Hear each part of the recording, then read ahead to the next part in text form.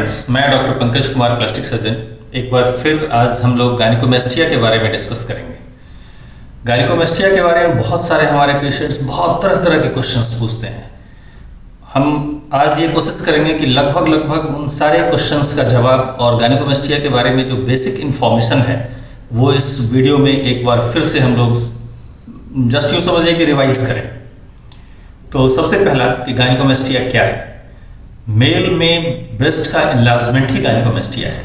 Mail में breast के size का बड़ा होना एक एबनॉर्मल सी बात है, ये नॉर्मल कभी नहीं है। मेल का चेस्ट एक फ्लैट पैटर्न होता है, वो बचपन से लेकर और जवानी तक या यूँ कहें बुढ़ापा तक उसमें बहुत थोड़ी सी चेंज होती है।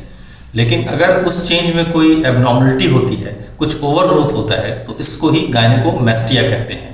गायनो means female and mastia means breast. That means female like breast अगर मेल में डेवलप कर रहा हो तो इसको गायनिकोमेस्टिया कहते हैं। अब गायनिकोमेस्टिया अलग अलग तरह के हो सकते हैं एज पर एज। इसको neonatal gynaecomastia, adolescent gynaecomastia, old age में जेरिएट्रिक गायनिकोमेस्टिया, पेडियाट्रिक एज में पेडियाट्रिक गायनिकोमेस्टिया कह सकते हैं। लेकिन मोटे तौर पे अगर गायनिकोमेस्टिया को हम डिवाइड करें तो दो पार्ट में इसको डिवाइड कर सकते हैं, एक ट्रू गायनिकोमेस्टिया और दूसरा pseudo gynaecomastia. Pseudo gynaecomastia that means कि वैसा कंडीशन जिसमें ब्रेस्ट इनलार्ज तो दिखता हो लेकिन उसमें ग्लैंडुलर स्ट्रक्चर नहीं है, सिर्फ फैट डिपोजिशन है, तो इसे हम स्यूडो गायनिकोमेस्टिया कहते हैं। इस तरह का गायनिकोमेस्टिया कई बार जब अचानक से वेट गेन करते हैं तब कुछ लोगों में कुछ जो डिजीज के साथ, अगर जैसे लिवर डिजीजेस के पेशेंट में अगर गायनिकोमेस्टिया होता है तो वो भी स्यूडो गायनिकोमेस्टिया ही होता है ज़्यादातर मामलों में। और जब ग्लैंडुलर कंपोनेंट प्रीडोमिनेंट हो, मतलब ग्लैंड पूरी तरह से बना हुआ हो, तो उसे ट्रू गायनिकोमेस्टिया कहते हैं। जो पेडियाट्रिक एज में गायनिकोमेस्टिया होता है, जो इन्फेंट्स में गायनिकोमेस्टिया होता है, वो मैटरनल एस्ट्रोजन के इफेक्ट के कारण होता है कि छोटे बच्चों में जन्म के बाद थोड़ा सा glandular development due to maternal estrogen जो उनमें बर्थ के टाइम पे ट्रांसमिट होता है उससे बन जाता है। लेकिन ये फिर 2 से 4 हफ्ते में ये गायनिकोमेस्टिया खत्म हो जाता है। इसी तरह जब मेल्स में प्यूबर्टी आती है एडोलेसेंट एज में, तो तकरीबन 12-13 साल के एज में लगभग सभी लोगों में थोड़ा सा ब्रेस्ट का एनलार्जमेंट होता है और ये अगेन फिर हार्मोनल अपसर्ज के कारण है। इसमें भी ब्रेस्ट का ग्लैंड बढ़ता है। अगर हम लोग सभी लोगों को याद हो तो हमारे उस पर्टिकुलर एज में थोड़ा सा ग्लैंडुलर डेवलपमेंट हुआ था, थोड़ा सा पेन भी हुआ था, ये आप हम लोग याद कर सकते हैं। लेकिन ये गायनिकोमेस्टिया फिर again 2 to 3 months 2 to 4 months में फिर रिग्रेस करके नॉर्मल हो जाता है। लेकिन कुछ लोगों में ये जो पिवटल गायनिकोमेस्टिया है ये ग्रेजुअली प्रोग्रेसिव होने लगता है, मतलब उसका साइज धीरे धीरे बढ़ने लगता है और एक प्रॉपर वेल फॉर्म ब्रेस्ट का शेप ले लेता है। इसके अलावा जो अभी हम लोग ये true and pseudo gynaecomastia discuss किए, कुछ मेडिसिन हैं जैसे कि जो लोग एंटी एपिलेप्टिक मेडिसिन बहुत दिनों तक लेते रहते हैं उनमें भी गायनिकोमेस्टिया होने के चांसेस ज़्यादा होते हैं। एल्कोहलिज्म एक बहुत इंपॉर्टेंट फैक्टर है। क्रोनिक एल्कोहलिक जो हैं, जो हमेशा रोज ही 1 बार 2 बार ऐसे लेने वालों में गायनिकोमेस्टिया हो जाए ऐसा नहीं कहा जा सकता है, लेकिन प्रोलॉन्ग टाइम तक अगर वो अल्कोहल का सेवन करते हैं तो उनमें भी फैट डिपोजिशन ज़्यादा होना और गायनिकोमेस्टिया होना ये हो सकता है। कुछ डिजीज़ हैं जो प्रूव्ड, कुछ डिजीज़ में गायनिकोमेस्टिया होना निश्चित है, जैसे कि क्रोनिक लिवर डिजीज के पेशेंट्स में, किडनी डिजीज के पेशेंट्स में, इवन कि हाइपोथायराइडिज्म के पेशेंट्स में भी गायनिकोमेस्टिया होता है। लेकिन ज़्यादातर मामलों में इसमें स्यूडो गायनिकोमेस्टिया होता है, मतलब फैटी कंपोनेंट ही ज़्यादा होता है, जो ट्रू ग्लैंडुलर कंपोनेंट वो कम होता है। तो ये तो हो गया गायनिकोमेस्टिया क्यों होता है या किस होने के टाइप के हिसाब से गायनिकोमेस्टिया हम बताएं। लेकिन अगर साइज के हिसाब से लोग जानना चाहते हैं, कई लोग बोलते हैं कि मेरा छोटा गायनिकोमेस्टिया है, कौन सा ग्रेड होगा, तो एकदम जो निपल के पीछे अगर ग्लैंड है बहुत छोटा सा, सिर्फ निपल में प्रोट्रूजन है, उसे पफी निपल कंडीशन भी कहते हैं, तो वो ग्रेड 1 गायनिकोमेस्टिया हुआ। अगर उससे ज़्यादा बड़ा साइज है जो ब्रेस्ट के पेरिफेरी को भी इन्वॉल्व कर रहा हो, साइज बड़ा हो, तो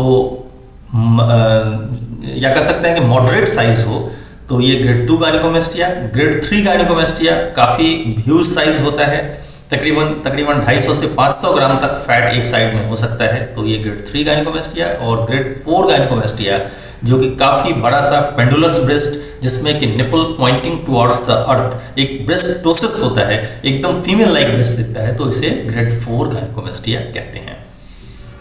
जहाँ तक ट्रीटमेंट का सवाल है तो बहुत सारे लोग ये पूछते हैं कि कोई दवाई है कि नहीं, कोई लगाने वाली ऐसी कोई क्रीम या कुछ है कि नहीं, क्योंकि कई बार एडवर्टीजमेंट में जो नेट पे या पेपर में, न्यूज़पेपर्स में इस तरह के एडवर्टीजमेंट आते रहते हैं कि gynaecomastia treatment without surgery, medical treatment of gynaecomastia, कोई पिल्स है वो गायनेकोमेस्टिया ठीक कर देगा।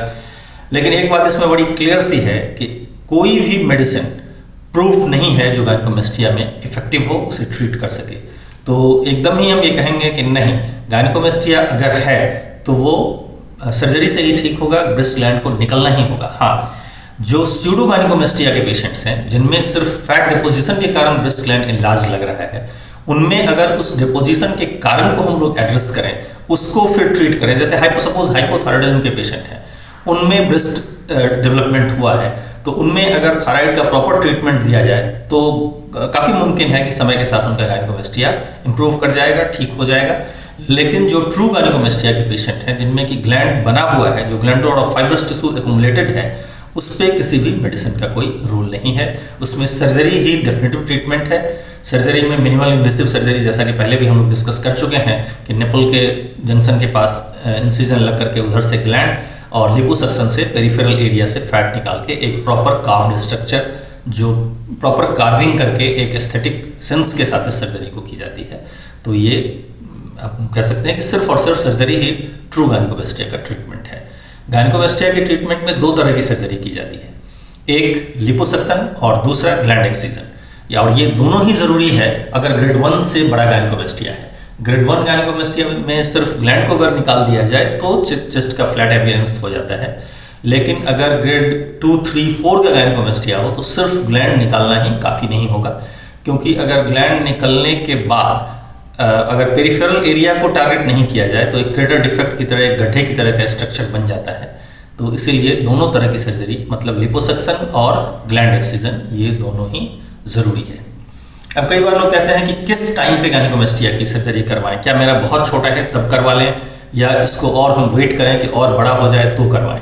तो इसमें मेरा जवाब ये होगा कि अगर छोटे साइज के गायनेकोमेस्टिया में सर्जरी की जाती है तो रिजल्ट बहुत अच्छा होता है, और सारी चीज़ें जो है, स्वेलिंग, इन्फ्लेमेशन, वो सब कुछ कम होता है और बहुत ही प्लीजिंग रिजल्ट मिलता है, क्योंकि इसमें स्किन एक्सेस नहीं रहता है। लेकिन अगर वही 3-4 के गायनेकोमेस्टियाज हैं तो उनमें स्किन एक्सेस है, और हमारे लिए एक लिमिटेशन है कि हम स्किन को यूजुअली हटाते नहीं हैं, मतलब उस टोटल स्किन को रखना ही है, क्योंकि अगर हटाया जाएगा तो फिर स्कार ज़्यादा होगा। तो इसलिए स्किन को रखते हुए बड़े साइज के गायनेकोमेस्टिया में रिजल्ट आने में थोड़ा सा रिलेटिवली ज़्यादा समय लग सकता है, और रिजल्ट भी अप टू द मार्क से थोड़ा सा पीछे भी रह सकता है अगर प्रॉपर तरीके से स्किन रिग्रेस करने के लिए लेज़र या वेजर टेक्निक का यूज़ ना किया जाए तो इसलिए आइडियल टाइम गायनेकोमेस्टिया की सर्जरी के लिए ये होगा कि जितनी जल्दी करवा लिया जाए, मतलब साइज अगर बहुत बड़ा ना होने का इंतजार न करते हुए ग्रेड 2 या ग्रेड 3 में ही सर्जरी कर ली जाए। कुछ लोगों का सवाल ये बड़ा है और बड़ा वाजिब भी है कि लोग पूछते हैं कि गायनेकोमेस्टिया की हम सर्जरी तो करवाएंगे, लेकिन इसमें क्या क्या कॉम्प्लिकेशंस हो सकते हैं। तो इसमें जो एक सबसे सीधा सा मेरा जवाब ये है कि गायनेकोमेस्टिया की सर्जरी बहुत ही सेफ सर्जरी है। अगर आप ट्रेंड एक्सपीरियंस्ड हैंड में इस सर्जरी को करवाते हैं तो इस सर्जरी में कोई भी कॉम्प्लिकेशन होने के चांसेस नहीं होने चाहिए। लेकिन फिर भी अगर हम लोग कॉम्प्लिकेशन को इन्यूमरेट करें, उसको काउंट करें, तो कॉम्प्लिकेशंस को हम लोग दो पार्ट में डिवाइड कर सकते हैं। एक तो इमीडिएट कॉम्प्लिकेशन है जो सर्जरी के बाद, या इसको हम लोग कह सकते हैं कि बाई प्रोडक्ट्स कह सकते हैं ऑफ सर्जरी है वो, और एक जेन्युइन कॉम्प्लिकेशंस जो सही में कॉम्प्लिकेशंस है। तो जो इमीडिएट कॉम्प्लिकेशंस जो होते हैं वो ब्रूज होना एक बड़ा कॉमन सी बात है, मतलब कि स्किन में जो ट्रीटेड एरिया है उसमें रेडनेस हो जाना, ब्लड का थोड़ा सा ऊज स्किन में होता है और जिसके कारण वो एरिया रेड दिखता है, लेकिन वो फिर 2 से 3 हफ्तों में वो ब्रूज खत्म हो जाता है। इन्फ्लेमेशन होना एक आम बात है, स्वेलिंग कहीं भी बॉडी में सर्जरी होती है तो सूजन होता है, और वो सूजन यूजुअली 2 to 4 वीक्स में खत्म होता है। ये इंडिविजुअल वेरिएशन भी है, कुछ लोगों में स्वेलिंग बहुत कम होती है, कुछ में थोड़ी सी ज़्यादा हो सकती है, लेकिन वो भी एक रिवर्सेबल चीज़ है, खत्म होने वाली चीज़ है, वो खत्म होगी ही होगी। इसी तरह से एक सिरोमा फॉर्मेशन है कि वहाँ पे कुछ जिस जगह से ग्लैंड निकलता है वहाँ खाली जगह में कुछ फ्लूइड एक्युमुलेट हो जाए, लेकिन सिरोमा फॉर्मेशन भी बहुत कम केसेस में होता है और वो अच्छे से खुद ही ज़्यादातर मामलों में कुछ करने की ज़रूरत नहीं होती है, वो रिग्रेस कर जाता है। अगर प्रॉपर प्रेशर गारमेंट और बाकी चीज़ों का ध्यान रखा जाए तो यूजुअली सिरोमा फॉर्म होता ही नहीं है। अब हम लोग आएंगे कुछ जेन्युइन सही में जो कॉम्प्लिकेशंस हैं। तो जो सबसे एक इम्पॉर्टेंट कॉम्प्लिकेशन है वो है सब ऑप्टिमल रिजल्ट। मतलब कि हम गायनेकोमेस्टिया की सर्जरी तो करवा लेते हैं लेकिन पेशेंट सेटिस्फैक्शन उतना नहीं हो पाता है। मतलब कि ग्लैंड अगर निकल गया, पेरिफेरल एरिया को टारगेट नहीं करें तो एक ग्रेटर डिफेक्ट की तरह से दिखता है और लगता है कि हाँ ग्लैंड तो निकल गया है लेकिन मेरा वैसा चेस्ट का शेप नहीं आया है जिससे कि जैसा हम चाह रहे थे। तो ये एक कॉम्प्लिकेशन हो सकता है। दूसरा, कभी कभी कुछ सर्जन्स इंसिजन लगा के ब्रेस्ट के टिश्यू पे इंसिजन लगा के सर्जरी करते थे। वैसे आजकल इस तरह की सर्जरी शायद ही कोई करते होंगे, लेकिन वैसी सर्जरी से एक खास तरह का निशान आता है। वो एक चांद की तरह का जो क्रिसेंट्रिक शेप का एक निशान बन जाता है और ये बड़ा खराब सा कॉम्प्लिकेशन है। इसको ठीक करना बड़ा मुश्किल और सर्जरी करवाने वाले को हमेशा एक अफसोस होता रहता है कि आखिर हमने सर्जरी ये क्यों करवाई। तो एक ये कॉम्प्लिकेशन। कुछ लोग पूछते हैं कि क्या रिकरेंस तो नहीं होगा। तो देखिए, गायनेकोमेस्टिया में अगर ग्लैंड एक बार पूरी तरह से निकल जाता है तो रिकरेंस का चांस नहीं के बराबर है, नहीं है, एकदम ही नहीं। एक हेमेटोमा, एक ब्लीडिंग, ये कॉम्प्लिकेशन हो सकता है अगर सर्जरी के बाद उस खाली जगह में ब्लड जमा हो जाए। लेकिन अगर प्रॉपर तरीके से सर्जरी की जाती है तो इसके भी चांसेस नहीं होने चाहिए। हम लोग जो लेज़र लाइपोसक्शन करते हैं उसमें डायोड लेज़र का एक खास एडवांटेज ये है कि ये ब्लीडिंग को एकदम स्टॉप कर देता है during the time of surgery. तो इसके भी चांसेस नहीं होते हैं अगर अच्छे तरीके से गायनेकोमेस्टिया की सर्जरी की जाए तो। कुछ ऐसे थ्योरेटिकल कॉम्प्लिकेशंस, इन्फेक्शन हो सकता है, लेकिन वो भी अगर प्रॉपर हाइजीनिक कंडीशन में एक अच्छे हॉस्पिटल में आप प्रॉपर जहाँ मॉड्यूलर रोटी है और सारी कुछ स्टेरिलाइजेशन को फॉलो किया जाता है तो ये भी नहीं होता है। तो कुल मिलाकर हम ये कह सकते हैं कि गायनेकोमेस्टिया की सर्जरी एक बहुत ही सेफ सर्जरी है। इसमें कॉम्प्लिकेशन के कोई चांसेस नहीं रह सकते हैं। अब लोग ये पूछते हैं कि दवा वगैरह कितने दिनों तक खाना होता है। तो गायनेकोमेस्टिया की सर्जरी के बाद यूजुअली 5 to 7 डेज के लिए ही एंटी इन्फ्लेमेटरी और कुछ जो बेसिक एंटीबायोटिक्स हैं वो हम लोग देते हैं। हाँ, प्रेशर गारमेंट जो है उसको लगभग 1 से 1.5 महीने तक पहनना चाहिए ताकि आपके चेस्ट का शेप जो है वो प्रॉपर आता है। और हम लोग हमेशा पेशेंट को एडवाइस करते हैं कि मोस्ट ऑफ द टाइम आप इसको वेयर करके रखें। सिर्फ बाथ के टाइम पे और सोने के टाइम पे उसको आप खोल सकते हैं, लेकिन 1 महीने तक का वो पहनना आने वाले टाइम में बहुत अच्छे रिजल्ट की एक गारंटी देता है प्रेशर गारमेंट। तो इसको पहनना होता है। अब एक और बात कि गायनेकोमेस्टिया की सर्जरी के बाद हम लोग अपनी normal day to day activity, normal routine life को कब से ज्वाइन कर सकते हैं। तो ज़्यादातर केसेस में तो गायनेकोमेस्टिया के पेशेंट सेम डे डिस्चार्ज हो जाते हैं इवनिंग में, और शाम को वो टीवी बैठकर टीवी देखते हुए खाना खा सकते हैं। मतलब इतनी अच्छे से उनकी रिकवरी होती है। लेकिन जो उनकी आउटडोर एक्टिविटीज़ है, बाहर उनके क्लास करना या फिर किन्हीं का कोई जॉब है या कुछ भी ऑफिस जाना है, तो उसको यूजुअली 5 to 7 डेज के बाद ही करना चाहिए। 5-7 डेज का एक बेसिक रेस्ट होना चाहिए। हाँ, वो एकदम बेड रिडन रेस्ट नहीं होगा, लेकिन हाँ घर पे उनको रहना चाहिए, वो अच्छा होता है। जो एक्सरसाइज है, स्विमिंग है, जिम है, उसको 1.5 महीने के बाद करनी चाहिए।